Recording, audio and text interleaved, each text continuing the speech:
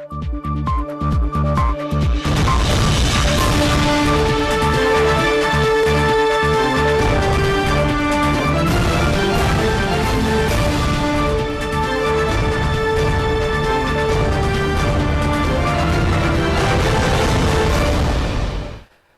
استوديو زينا اير تي في عزو سلامتنا نقرب لنا زخبركم تعزبتنا كم يتمسيو لو معسوتو شعات تطري ساعات شعات استدالو هاغراون زيناتات حيزلكم قريب لغو نمكتالكم بخبر زعدم ميكائيل حرقي فلما بكند نطوتاتو افلم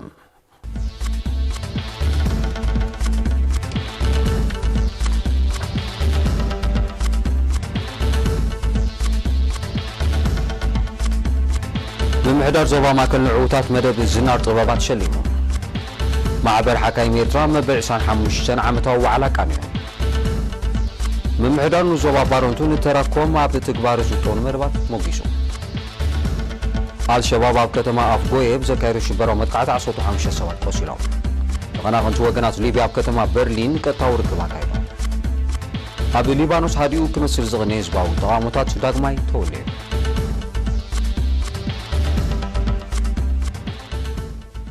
نابي زرزراتو كفلن بالن سبورتن زوبا ماكل بدرجة زوبا عبستور دبن حدا عمد زغطلن وددر زنار طبابات ببعودوم صوللتان زرايو سنت باباوان شليمو ابتي بعصوتو شوعة الطرس تخايدن نام حداري زوبا ماكل ميجر جنرال رومدان عثمان اوليلياي كوميشنر بالن سبورتن امباسادر زمرة تغلن سرغبلو سنة سرعات حلافي كفلن بالن سبورتن زوبا ماكلاتو اندريا ساسمورو مابزو سمعو قال سنت باباغرنا كم اب جيزي قالسي نناصنتن معقابلو لاونتن ابزاتينا يزلونا موالون حيل زهبن درخي سفترن مخانو حبيرو او كلتشن عصوتو شومنتن استجمره مدب زنار طبابات سنت باباوያን بملكع وددر ማዝነቶምን ፈጠራውነቱን ዘጸባርቁሉ ባይታን መፍጣር ዘዓለመ ባህላው መደብ መኻኑ ዝተቀሰ አቶ ኢንድሪያስ አውዱታት ግጥሚ ቅብአ ትልሂትን ያታው መሳርሒታት ሙዚቃን ከም ዘጠቃለል አብሪሁም ኣብቲ ስነ ስርዓት ብግጥሚ ንቀዳማይ 5000 ናፋ ንካላይ 3500 ናፋ ንሳልሳይ 2500 ናፋ ምስ ፍሉይ ሽልማት ዝናር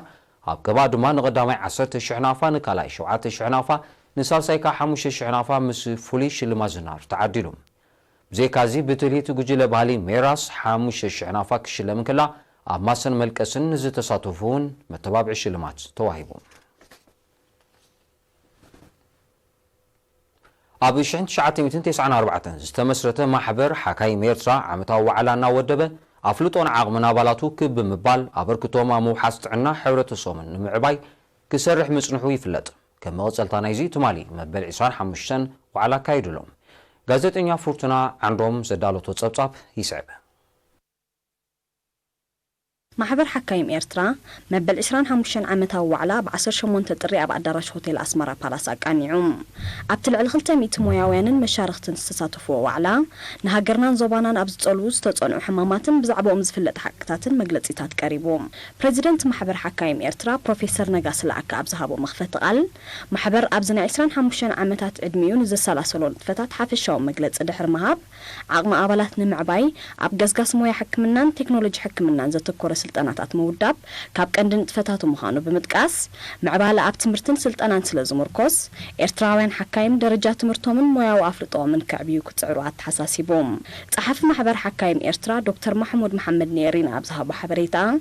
قند علامه محبر تمرتاو حبريتا نمتحللاف مويا حكمنا مس غزينا تلوطن ان معبلن سلازخيد دما تبكروناي مكفال مدرخ نمفطار مخانو ابريهم ابتني حدا معلتو على ابرخس مهانتوس ناموز بتصحنا يلب ጸገማት በቴክኖሎጂ ተሰነየ መመርመር ሕማም ዓሶ መጻረይ ማይን አጣውሙን استفላለየ ዓይነታት ባክቴሪያ በሓደ ግዜ ዝፈለ መሳርሒ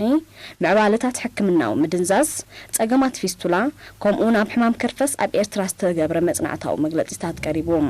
ኣብ 1994 ዝተመስረተ ማሕበር ሓካይም ኤርትራ ልዕሊ 180 ኣባላት ኣለውዎ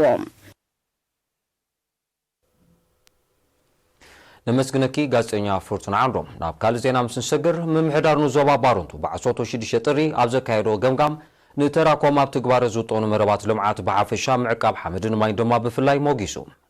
ኣመሓዳር ንዞባ ባሮንቱ አቶ አውሪሊዮ ጃኮሚኖ ኣብ ዘቕረቦ ጸብጻብ ኣብ 2019 ብልዑል ተሳትፎ ህዝብን መሻርክትን ኣብ ምህናጽ ዲጋታት ራያታትን ዒላታትን ምጽጋን ጽርግያታትን ካልእ ሕተ ቅርጽን موحد صريتا كبابي محقاز صقومات وغناز زتقل مدبات كم تسلاسل بمتقاس ህዝቢ ሰራዊት ስራሕተኛታት መንግስትን ተማሃሮን ዕውት ወፈራታት ምእካብ ምህርቲ ከም ዘካየዱ ገሊጹ ንመደባት 2020 ብዝምልከት ድማ ምስራሕ ሓደስቲ ዲጋታት ምክያድ ምርጫታት ኣመሓደርቲ ከባቢ ከምኡውን ንጥፈታት ምዕቃብ ሓመድን ማይን ካብቶም ቀንዲ ምዃኖም ኣረድዩ ኣብታ ኣጋጣሚ ምምሕዳር ከባቢ ሰላም ብምግራብ ምምሕዳር ከባቢ ፍትሒ ብምስራሕ መጎጎ ድሓነት ምምሕዳር ከባቢ ፎዴ ድማ ብምስራት ሕዛቲ ብደረጃ ዞባ ኣብነታውን ተባሂለን ወረቐት ምስክር ተቐቢለን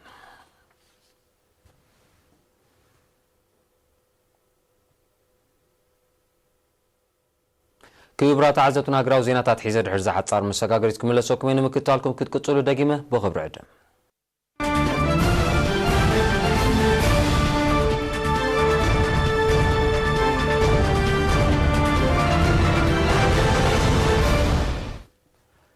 ዜና ወጻኢ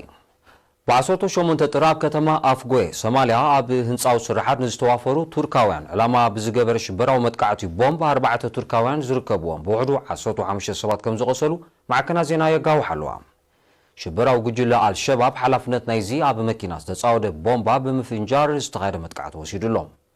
ብ17 ጥር እውን አልሸባብ ኣብታ ኣስታት 30 ኪሎ ሜትር ንሸነኽ ሰሜናዊ ምዕራብ ካብ ሞቃዲሾ ትርከብ ከተማ መጥቃዕቲ ከፊቶም ምንባሮም እንተኾነ ግን ብሓይልታት ጸጥታን ዓቃብ ሰላም ሰራዊት ሕብረት ኣፍሪካን ከም እተመከተ ናይ ቀረባ ተዓዘብቲ ሓቢሮም ኣብ ሶማል ኣብ ህንፀት ትሕተ ቅርፂ ጽርግያ ዝነጥፉ ትካላት ኣዋፊራ ትርከብ ቱርኪ ኣብታ ሃገር ዘለዋ ጽልዋ ንምዕባይ ጻዕርታት ተካይድ ከም ዘላ አልሸባብ ድማ ነዚ ብምቋም መጥቃዕታቱ ኣዛይዱ ከም ዘሎ እዩ ዝሕበር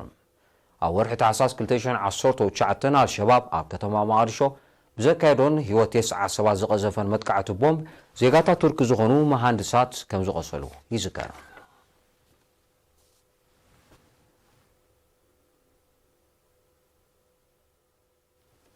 ብተበግሶ መንግስቲ ጀርመንን ውድብ ሕብራት ሃገራትን መራሕቲ ተቐናቐንቲ ወገናት ሊብያ ሎሚ 19 ጥር ኣብ ከተማ በርሊን ቀጥታዊ ርክብ ኣካይዶም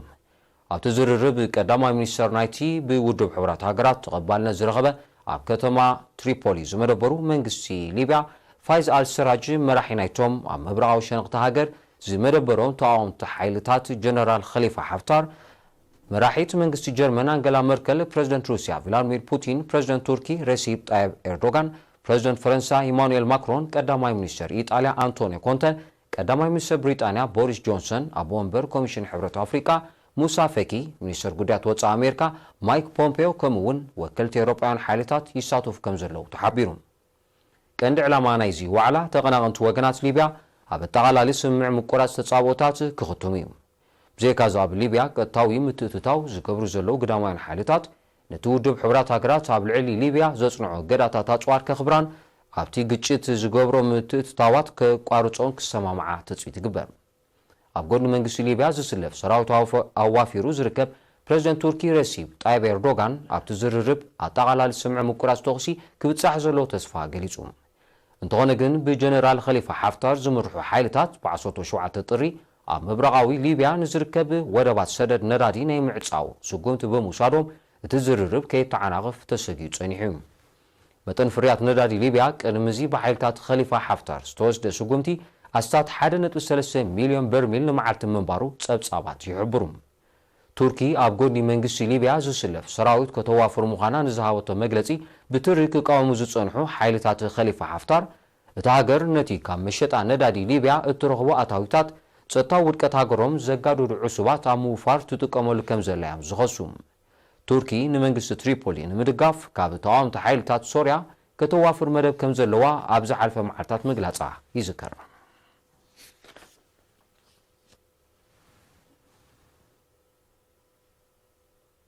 ኣብ ዞባ ቀርኒ ኣፍሪካ ተኸሲቱ ዘሎ ወራር አንበጣ ምድረ በዳ ኣብ ልዕሊ ሕርሻዊ እቶት ብቐሊል ዘይግመት ጉድኣት ኣውሪዱ ከም ዘሎ ተገሊጹ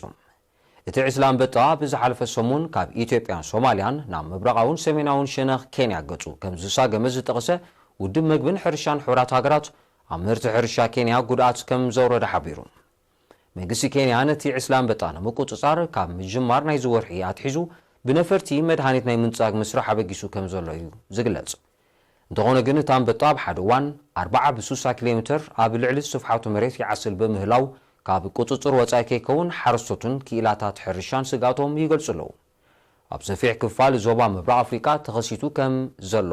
ደርቂ ዘይወቕታዊ ዝናብ ዘስዓብዑ ለቕለቕን ሰፊሕ ናይ ሕርሻ መሬት ባዲቦ በምህላው ዝሓድሽ ወራር አንበጣ ከቢድ ስጋት ፈጢሩ ከም ዘሎ እዩ ውድብ መግብን ሕርሻን ሕብራት ሃገራት ዝሕብር ኪለታት እቲ ዓውዲ ንምቁፅጻሩን ቁልጡፍን ዝተዋሃደ ጻዕሪ ከም ዝሓትት እዮም ዝገልጹ ዘለዉ ኣብ ወርሒ ሕዳር 2019 ካብ ኢትዮጵያ ናብ ውሱን ከባቢታት ኤርትራ ዝኣተወ ዕስለታት አንበጣ ብዝተወስደ ውህድን ቁልጡፍን ወፍሪ ምንጻግ መድሃኒት ጉድኣት ከይወረደ ኣብ ትሕቲ ቁፅፅር ከም ዝውዓለ ሚኒስትር ሕርሻ ብእዋኑ መግላጹ ዝዝከር እዩ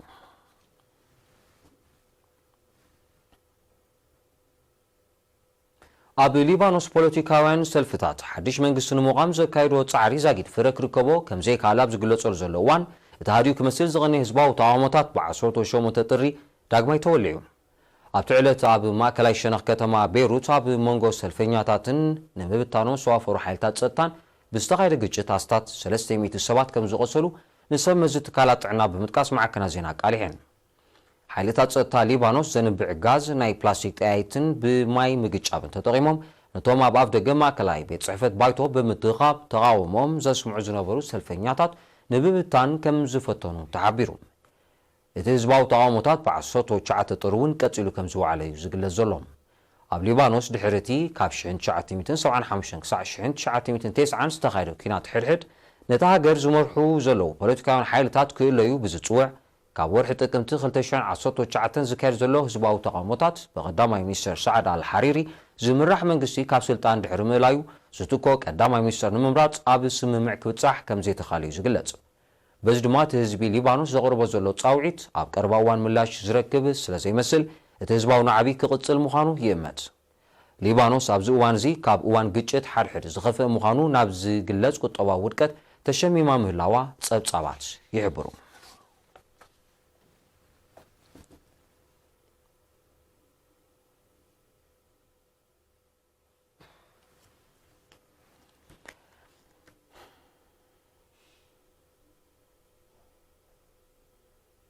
كورات عزتنا الساعة استلالو زينا ومسنادو أبزي فتسم سلم كتالكم عزيز مسكن مسترفو مرواتير تيفو حركوكم بوغنيغن سلام